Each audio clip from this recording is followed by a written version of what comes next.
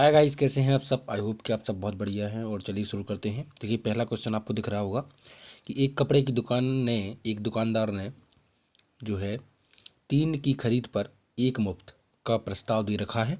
दुकानदार द्वारा प्रस्तावित छूट का प्रतिशत क्या है।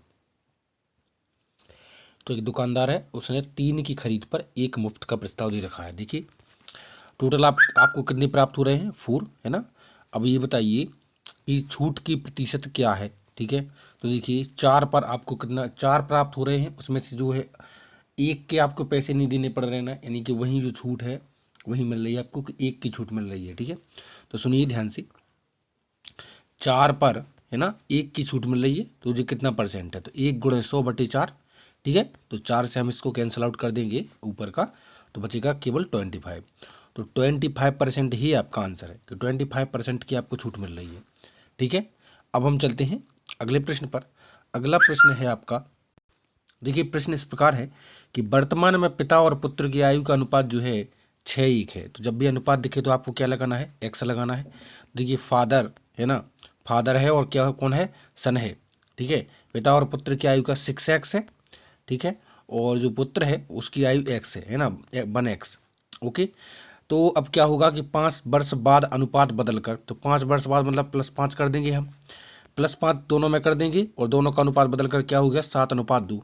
अब क्या कर लेंगे हम, इसका क्रॉस मल्टीप्लाई कर लेंगे, जो हमें दिया गया है इसका हम क्रॉस मल्टीप्लाई कर लेंगे, है ना। 2 का गुणा इसमें करो तो क्या आ जाएगा अपने पास, 2 का गुणा अगर हम ऊपर करें तो 2 छक्के 12x, 1 मिनट, 2 छक्के 12x। ठीक है, और 2 पंचे 10। ठीक है, और बराबर में हो जाएगा 7 का इसमें इंटू कर दें तो 7x प्लस 7 पना 35।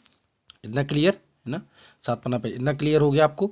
अब ऊपर का जो है हम इरेज कर लेते हैं और इसको सॉल्व कर लेते हैं हम। ठीक है, देखिए तो 7x इस तरफ चले जाएंगी तो बचेगा केवल अपने पास 5x, और बराबर 10 इस तरफ चले जाएंगे तो जी माइनस हो जाएंगे तो बचेगा 25, और 5 से 25 कैंसिल हो गए तो बचेगा x बराबर 5।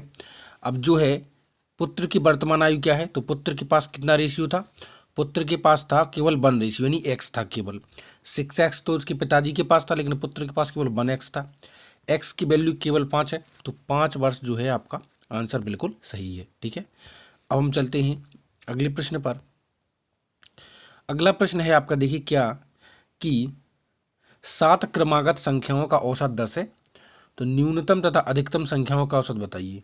तो 7 ऐसी संख्याएं हैं जो क्रम से हैं, यानी 1 2 3 4 5 6 7, कुछ भी मान सकते हैं आप, चाहे 11 12 13 14 है ना, चाहे 15 16 17 18, मतलब क्रम से लगी हैं, बस याद रखना। तो हमेशा क्रम से लगी संख्याओं का ये होता है कि अगर पहली संख्या x है तो दूसरी संख्या जो होगी आपकी x+1 होगी। जैसे मान ली पहली संख्या 7 है तो दूसरी क्या है, 8 होगी, यानी 7 में +1 8।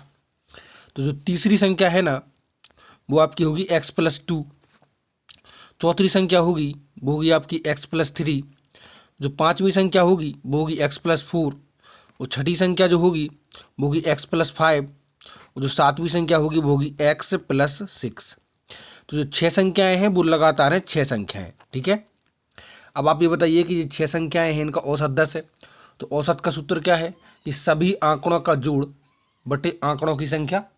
ठीक है, सभी आंकड़ों का जोड़ बटे आंकड़ों की संख्या।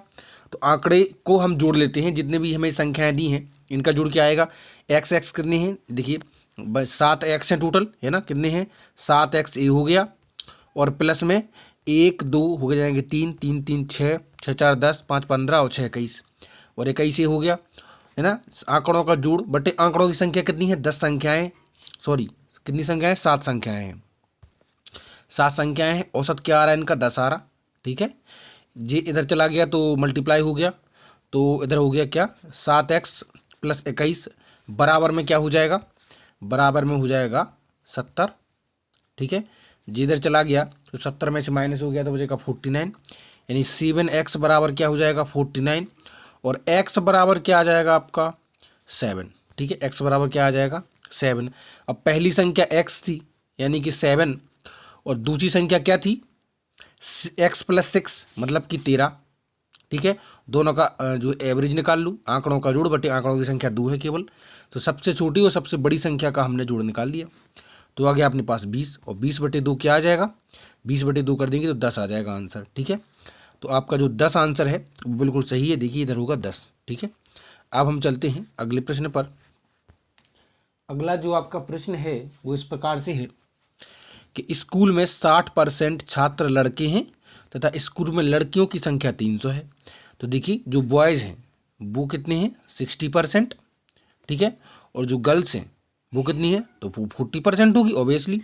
अगर 60% बॉयज़ हैं तो गर्ल्स 40% होगी, है ना। लेकिन गर्ल्स की संख्या हमको दी है 300, 300 गर्ल्स हैं। ठीक है, जो 40% है वो 300 के बराबर है। तो हमें लड़कों की संख्या ज्ञात करनी है, तो बहुत ईजी है कि अगर 300 अपॉन 40 कर लेंगे तो 1% निकल आएगा, और लड़कों के पास 60% है, तो बस गुणा कर दीजिए। 0 से 0 चला गया और जे चला जाएगा 15 बार में, है ना। 15 × 45 यानी 450 जो है आपका आंसर आ जाएगा। ठीक है, देखिए अगला प्रश्न है आपका कि एक आयतकार भूखंड का क्षेत्रफल 420 वर्ग मीटर है यानी सेंटीमीटर स्क्वायर। यदि इसकी लंबाई जो है 60 मीटर है तो इसका परिमाप ज्ञात करें। देखिए अगर मैं आपसे कहूँ कि एक आयत है, ठीक है, इसकी लंबाई 60 है, जी दे दिया गया आपको कि 60 है, हमको चौड़ाई पता नहीं है, तो आयत की आमने सामने की भुजाएं बराबर होती हैं। अगर ये x है तो ये भी x है, और अगर ये 60 है तो ये भी 60 है, याद रखना। ठीक है, चलिए अब आगे करते हैं कि आयत का भूखंड का क्षेत्रफल है 420 वर्ग मीटर, यानी कि 60 इंटू एक्स लंबाई गुणे चौड़ाई बराबर क्षेत्रफल होता है, यानी 420। ठीक है, 0 से 0 चला गया और 7 एकम 7, 7 छंग 42। तो जो एक्स यानी चौड़ाई है वो आपकी 7 निकल कर आ गई। ठीक है, अगर ये 7 है तो ये भी 7 होगी, ये 60 है तो ये भी 60 होगी। अब हमें क्या निकालना है, परिमाप। तो परिमाप के लिए क्या करेंगे, सभी भुजाओं का जोड़ होता है। तो 60 और 60 हो गया आपके पास 120, और 7 और 7 हो गया आपके पास 14। तो टोटल जो है आपका 134 जो है आपका आंसर आ जाएगा। ठीक है, अब हम चलते हैं अगले प्रश्न। देखिए अगला प्रश्न आपको स्क्रीन पर दिख रहा होगा कि एक गुल्लक में 5 रुपये, 2 रुपये और 1 रुपये के जो सिक्के हैं इनका योग 410 रुपये है। सिक्कों की संख्याओं का अनुपात जो है 4, 6, 9 है। तो थैली में 2 रुपये के कितने सिक्के हैं। बहुत ईजी क्वेश्चन है, कोई दिक्कत नहीं है। देखिए अगर मैं कहूँ आपसे कि आपके पास 5 रुपये वाले 6 सिक्के हैं तो आपके पास कितने रुपए हैं, तो आप कहोगे अगर 5 रुपये वाले 6 सिक्के हैं तो 6 पंचे 30 यानी 30 रुपये हैं। यानी सिक्कों को उनकी वैल्यू से गुणा कर देंगे तो कुल मूल्य निकल आएगा ना, है ना। बस ऐसा ही इसी को भी आधार बनाना है हमको, है ना। देखिए कि सबसे पहले हमने आपको बताया कि जहाँ भी आपको अनुपात मिले तो वहाँ पे आपको क्या करना है, वहाँ x लगाना है। तो देखिए कि 4x है ना, और 6x, और फिर है आपका 9x, ठीक है, गुणा आपके पास सिक्कों की संख्या मतलब 4x अनुपात में 5 रुपए के सिक्के हैं। तो 5 रुपए के जितने भी सिक्के हैं उनका इसमें हम गुणा करेंगे तो कुल मूल्य निकल के आ जाएगा हमारे पास, यानी क्या, 20x। यानी 5 रुपए के जितने भी सिक्के हैं उनका कुल मूल्य है 20x। और जो 6 रुपए, जो 6x है जिसका 6x अनुपात, वो कौन सा है, 2 रुपये वाली सिक्के। ठीक है, तो 2 रुपये वाली कुल मूल्य क्या है, 2 छक्के 12x। ठीक है, और 1 रुपये वाले जो सिक्के हैं वो 9x। ठीक है, तो इधर आ जाएगा 9x। तो कुल जो है इनका जोड़ क्या हो रहा, कुल रुपयों का 20x 12x और 9x।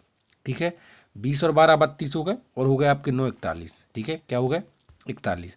तो 41x जो है आपके पास टोटल रुपए हैं, और जो 41x जो है 410 रुपये के बराबर है। किसके, 410 रुपये।